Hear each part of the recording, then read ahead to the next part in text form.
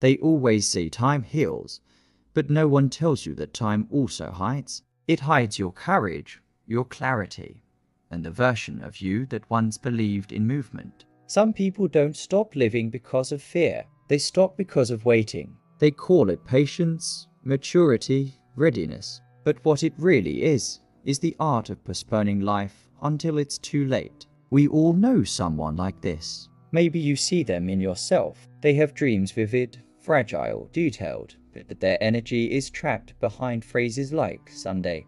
When I'm ready, or after things calm down. They aren't lazy. They aren't lost. They race suspended between who they are and who they think they must become before they can begin. Waiting gives them comfort. It offers a quiet illusion of control. As long as they're preparing, they don't have to face the unpredictable chaos of trying. The world can't reject them if they haven't yet arrived. So they wait perfectly, politely, endlessly. At first, it feels rational. They tell themselves timing matters, and sometimes it does.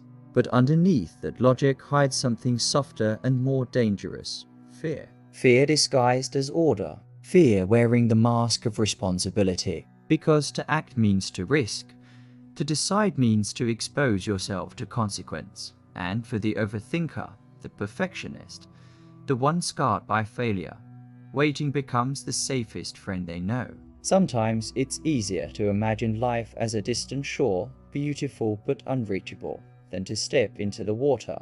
Some people move through their days like spectators, noticing the light shift across walls, the smell of coffee, the texture of a pen, the sound of keys tapping on a screen. They arrange their lives meticulously, filling calendars, planning vacations they may never take, refining projects they may never start, editing words they may never send. Their apartments, notebooks, phones, even their routines are perfectly ordered, as if structure alone could protect them from chaos. They spend hours imagining conversations before they occur, rehearsing apologies they may never need, visualizing outcomes that will never arrive. Waiting is woven into their gestures, their pauses, their long stretches of silence. Some people watch seasons change without noticing how the sky colors them. They observe others' lives accelerating past them, yet remain tethered to the illusion that one day they will join the flow at the perfect moment. There is a rhythm to this waiting, quiet and precise, almost meditative, yet beneath it lies a subtle erosion of momentum. They are live, but not fully, moving without being moved, breathing without leaving a mark. The pattern is almost invisible until someone notices the slow accumulation of almosts in their life. Beneath this behavior lies a network of emotional truths. Fear of regret drives many to wait, to avoid making irreversible choices, to defer living. The mind, attuned to risk, interprets action as potential pain. Past failures, real or imagined, linger like ghosts at the edges of decision-making. Some people carry early experiences of criticism or neglect as if they were permanent scripts, teaching them that movement invites punishment. Attachment to safety, once protective, now confines. Temporal avoidance becomes second nature. Delaying choice shields them from disappointment, but also keeps them from connection, from creativity, from love. The brain seeks stability in stasis. The heart seeks permission to feel fully. Waiting is not merely procrastination, it is a sophisticated defense mechanism. It tells the person that stillness is survival, that readiness is wisdom, and that action can wait indefinitely. Metaphors of bridges never crossed, doors always closed, and windows perpetually cracked open illustrate the quiet psychological architecture of this behavior. Waiting transforms potential into a shadow, presence into absence, and longing into a soft ache that never demands attention. The paradox is that what protects them also isolates them. Waiting shields them from immediate pain, but slowly estranges them from life itself. Their exterior is calm, composed, orderly, sometimes enviably so, but inside, tension accumulates. Emotions that should surge instead simmer. Decisions that should shift the course of days remain frozen. Their minds are active, alive, but their bodies and hearts are suspended. Some people experience moments of sudden desire, impulses to speak, to love, to create. Yet the inner voice whispers caution, recalibration, not yet. Every careful step outward meets an equal step inward, and the choreography of hesitation becomes habitual. Appearances and inner reality diverge. Observers might think they are reflective, disciplined, or patient. In truth, they are negotiating with a landscape of fear and expectation. Sensory details, like the cold handle of a coffee mug, the faint hum of a city outside, the light falling through blinds, anchor them to routine, while the mind wanders to unvisited cities, unread books, and unshared thoughts. The contrast between visible order and hidden inertia is the silent tension that defines their existence.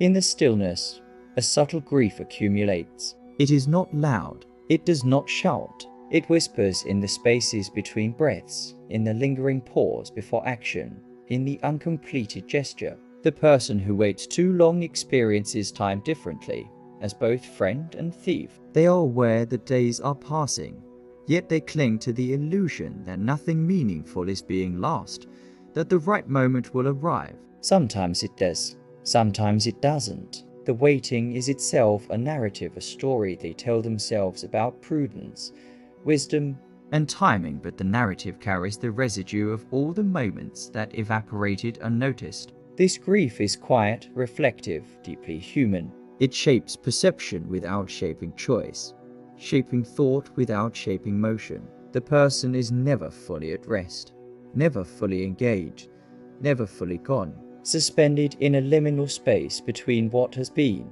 what is, and what might have been. Resolution is not found in advice or action. It is found in recognition.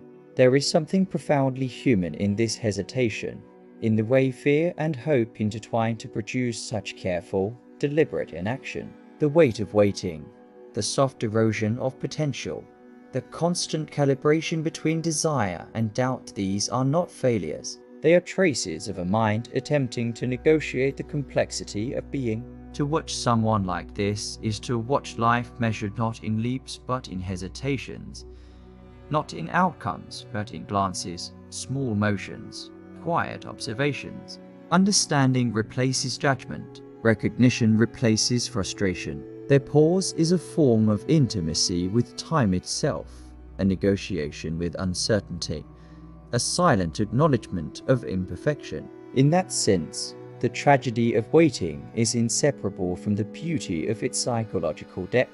Every hesitation is layered. Every deferral is meaningful. Every almost is a testament to the human mind trying to preserve itself against too much too soon. Maybe the real truth is that waiting never ends because time never offers certainty.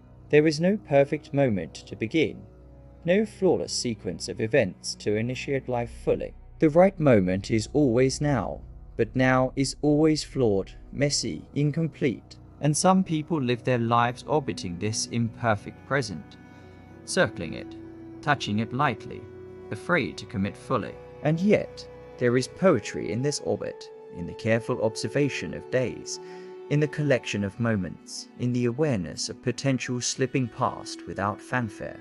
Waiting is a lens through which the mind sees itself, through which the heart experiences its own rhythms, through which life is quietly acknowledged. Nothing is gained, nothing lost, only lived measured in attention, in thought, in silence. Perhaps the people who wait too long are not failing. They are witnessing, bearing witness to the slow passage of their own consciousness, to the delicate interplay of fear and desire, to the quiet architecture of a human life under pressure. And in the end, there is no lesson, no step to take, no secret to unlock. Only presence, only observation, only the lingering sense that time is both companion and witness. The spaces left untraveled, the bridges left unbuilt, the words left unspoken, they do not demand action, only reflection. To linger in that reflection is to encounter the subtle, intricate psychology of waiting, to understand how fragility, foresight, fear, and imagination intertwine to form a life paused yet never entirely still. And perhaps, after all, the deepest understanding is in noticing the quiet tension, the beautiful incompleteness, the haunting reality of being suspended between movement and stillness. This is precisely what it means to be human.